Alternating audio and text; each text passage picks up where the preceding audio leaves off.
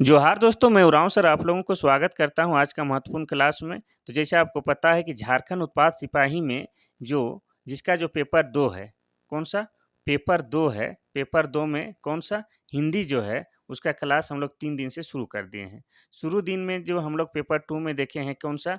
ये देखे हैं सूरदास, ठीक है? उसके बाद देखे हैं तुलसीदास, आज हम लोग देखेंगे देव और देव साहब की जो महत्वपूर्ण रचना क्या है? सवैया, वो देखने वाले हैं। तो पहले हम लोग देव का क्या देखेंगे जीवन परिचय देखेंगे, साहित्य परिचय देखेंगे, फिर हम लोग देखेंगे साहित्य विशेषताएँ देखेंगे, फिर उसके बाद क्या है एमसीक्यू में भी क्वेश्चन लाए हैं, बस आप लोग बने रहिए।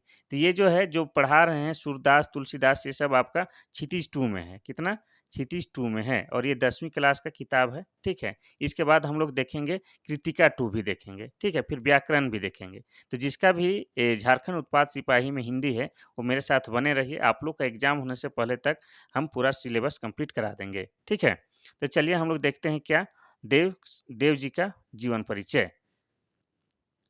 देव जी का जन्म कब हुआ था? तो 1673 ईस्वी में इटावा जिला में हुआ था और इटावा कहाँ है? तो यूपी अर्थात उत्तर प्रदेश में है।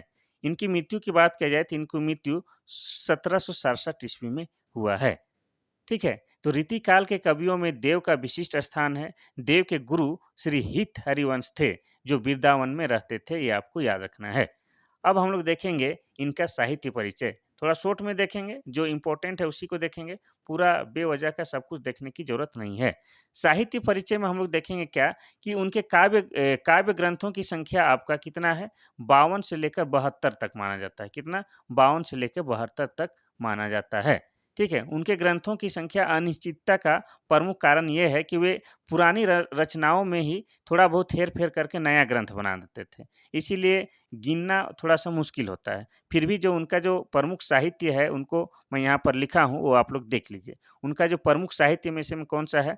एक है आपका रस विलास, भाव विलास, कुशल विलास, काव्य रसायन, सुजान, विनोद समील, जयसिंह विनोद, प्रेम चंद्रिका, देव चरित्र, भवानी विलास, ये सब जो है आपका देव साहब का क्या है प्रमुख साहित्य रचना में से में एक है, ये आपको याद रखना है। ठीक है? इसके बाद हम लोग देखेंगे इनकी साहित्यिक विशेषताएँ। इनकी साहित्यिक विशेषताएँ में क्या दिया हुआ है? देव जी का साहित्य विशेषताएँ में देव रीति काल के प्रमुख कवि हैं। रीतिकालीन कविता का संबंध दरबारों, आश्रयदाताओं से था। इसी कारण से काव्य दरबारी संस्कृति का सुंदर चित्रण हुआ है। उनकी भाषा और साहित्य किस भाषा में है? ब्रज भाषा में है। भाषा और भाव दोनों दृष्टियों से उनका काव्य श्रेष्ठ है। तो आपको विशेष क्या याद रखना है कि ये रीति काल के कवि थे। आपको पूछेगा कि देव किस काल के कवि थे? तो ये क्या थे? रीति काल के कवि थे। ठीक है? उनका जो साहित्य का भाषा कौन-सा था? तो हो जाएगा आपका ब्रज भाषा था और भाषा और भाव दोनों दृष्टियों से उनका काव्य श्रेष्ठ था, ये आपको याद रखना है। तो जो इम्पोर्टेंट है उसको आप लोग इस तरह से पॉइंट आउट कीजिए और आप लोग अपने नोटबुक में लिखें। अब हम लोग आगे बढ़ेंगे एमसीक्यू क्वेश्चन में। देखिए इस पाठ को हम डिटेल्स भी पढ़ा सकते थे, जैसे देवैया में लिखा हुआ है कि पैनी नुपुर मंजू बजय कटी किकनी कई धुनी की मधुराय सांवरे अंग लसई पट पीत हिये हुलसी बनमाल सुहाय माथे किरीट बड़े दृग चंचल मंद हंसी मुखचंद जुन्हाय जय जग मंदिर दीपक सुंदर श्री बज दुल्लह देव सहाय।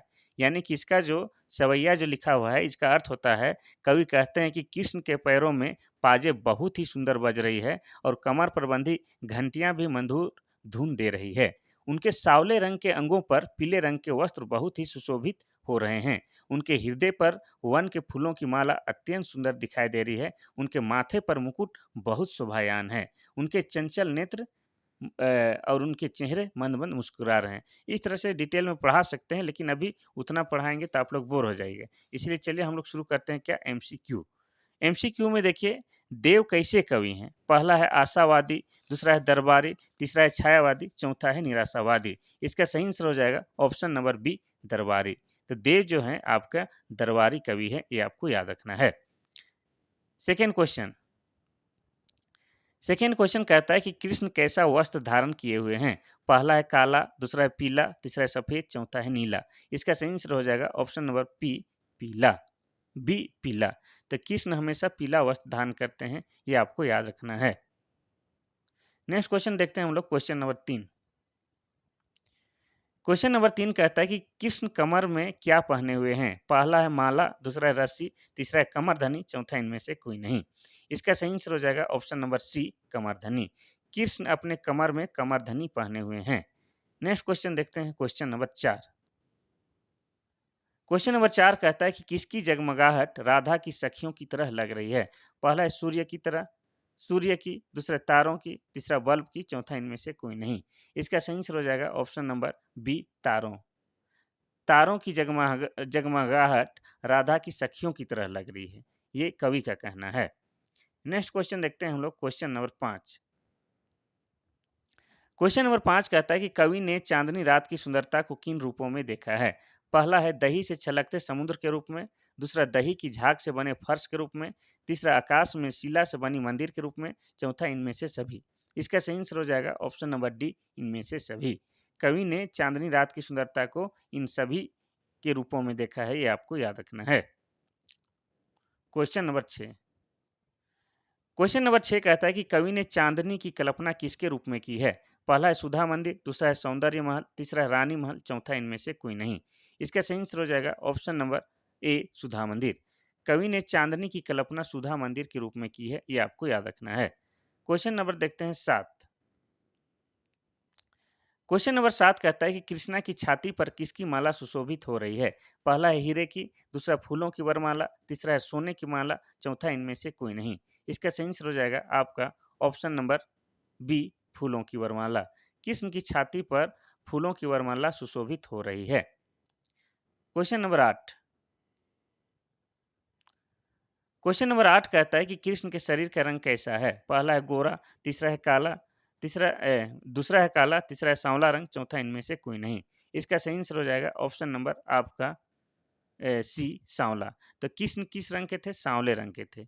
इसीलिए ये कहा गया है, एक गाना भी है, जसोमती मैया से पूछे नंदलाला, राधा क्यों गोरी मैं क्यों काला। ठीक है, तो कृष्ण भगवान भी काले थे, जो कि आप काले होने से घबराइए नहीं, ठीक है?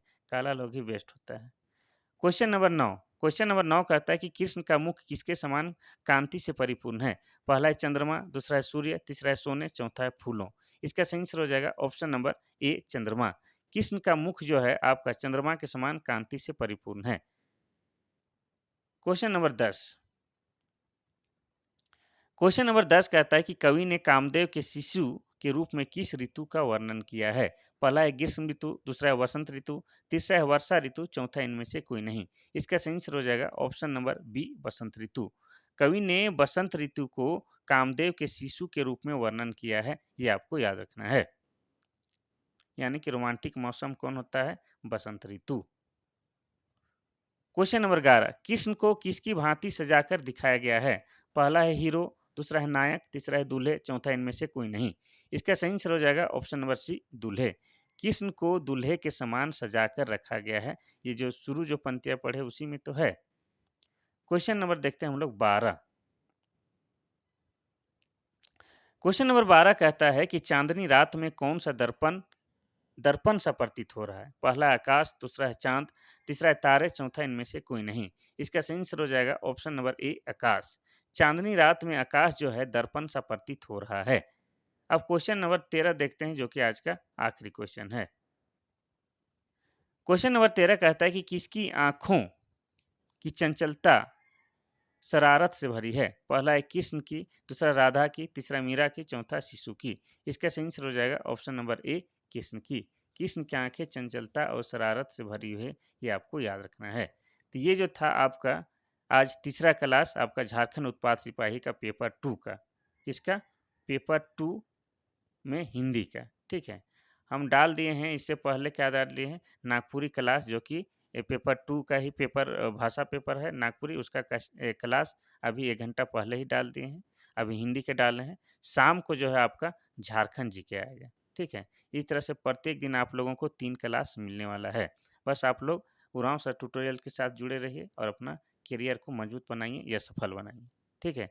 और किसी को भी कुछ सूचना या मैसेज या कुछ बातचीत करना है, तो आप लोग क्या कीजिएगा, व्हाट्सएप के माध्यम से 93 34 400526 में जुड़ सकते हैं। लेकिन याद रखिएगा मैसेज के माध्यम से, व्हाट्सएप के माध्यम से कॉल नहीं कीजिएगा। कॉल में बात करने में थोड़ा-सा परेशानी हो जाता है। ठीक है? तो ये था आज का आप लोगों का महत्वपूर्ण क्लास। कल फिर आप लोगों के साथ मिलते हैं। तब तक के लिए थैंक यू, धन्यवाद।